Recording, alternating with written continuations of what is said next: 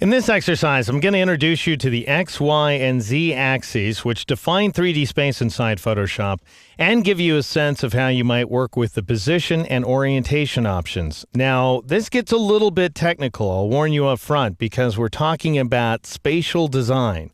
And some of you are going to get it, and some of you not so much. I don't expect anyone to completely take it in and remember every bit of information here. It's just a way of giving you a sense of what's going on in the world of 3D inside Photoshop.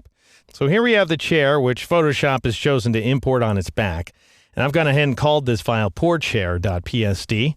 Now I'm going to switch to the camera tool, which is located directly above the hand tool inside the toolbox. And specifically, you want to make sure, if you're working along with me, that you have the 3D rotate camera tool selected. Also notice up here in the options bar that the view is set to default. The default camera angle is always in place for every new 3D layer you create inside of Photoshop. That said, you can override it using this tool anytime you like. To get a sense of what that ground plane looks like, let's go ahead and go to the View menu, choose Show, and then choose 3D Ground Plane.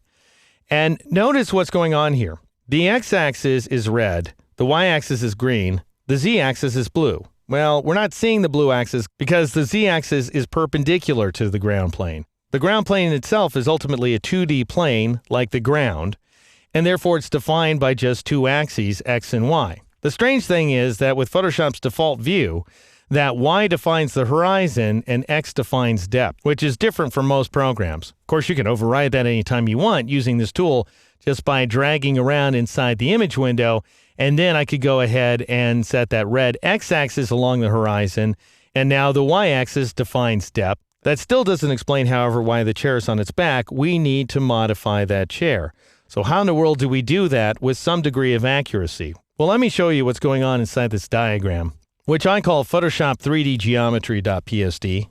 I'm going to go ahead and turn off that ground axis now by going to the View menu, choosing Show, and choosing Ground Plane.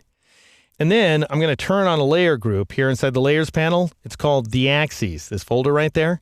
And we see not only each one of these axes as it's angled, according to the default camera, but we also see the direction of positive movement. So, for example, with the sphere layer active here, I'll go ahead and select from this tool slot either the 3D Object Pan tool or the 3D Object Slide tool. Either one will do. I'll go ahead and select Pan for now. And then you can change any of these three position values. So if I change the X value to, let's say, 50, and press the Enter key or the Return key on the Mac, quite strangely, the object moves away from us. Again, that's just subject to the default camera angle, nothing more. We can always change that, but that is the direction in which you're going to move that object. All right, I'll press the Escape key and then press Control-Z, Command-Z on the Mac. Escape, of course, in order to interrupt that rendering. All right, now let's change the Y value to 50 and watch it move in the direction of this line, which is to say, by default, to the left. All right, I'm going to press the Escape key and then press Control-Z, Command-Z on the Mac in order to reinstate that sphere. Now let's change the Z value to something not quite as big, because otherwise the sphere is going to leap off the screen. I'll change this value to 25, and notice that goes ahead and moves the sphere upward, which is what we'd naturally expect, I think, in the direction, once again, of those arrows in the diagram. I'll go ahead and press the Escape key and press Control-Z, Command-Z on the Mac to undo that movement. Now for orientation, which might be the part that really makes your brain hurt here, but it's the information we need in order to pick up that chair. So we've got this sphere that's mostly covered with black and white checks, but then we have some yellow and purple checks down here at the bottom. And that'll help us track orientation. In order to get to the numerical orientation values, I need to switch to either the Rotate tool or the Roll tool. And I'll switch to the Roll tool for now. All right, now for the orientation options, which are the ones that are most likely to make your brain hurt, but they're also the ones that we need to use in order to pick up that chair. Here inside the Layers panel, I have another group called 3D Rotations. This is what it looks like when I turn it on. Each one of these curving lines represents the direction of a positive rotation value, either X, Y, or Z. So red is X, green is Y, and then blue is Z. And in each case, we're rotating around the corresponding axes.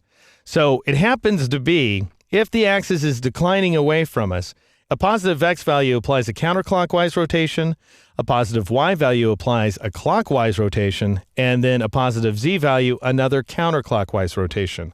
Again, I do not expect you to remember that, but that is the way it works. To see it in practice, let's go ahead and switch to one of these two tools here, either the Rotate tool or the Roll tool. I'll go ahead and click Roll. And that gives us access to the orientation values. And I'll enter an X value of 90 degrees and press the Enter key or the Return key on the Mac. And sure enough, we're rotating the sphere in a counterclockwise direction, which is why what was formerly the bottom of the sphere moves up and to the right.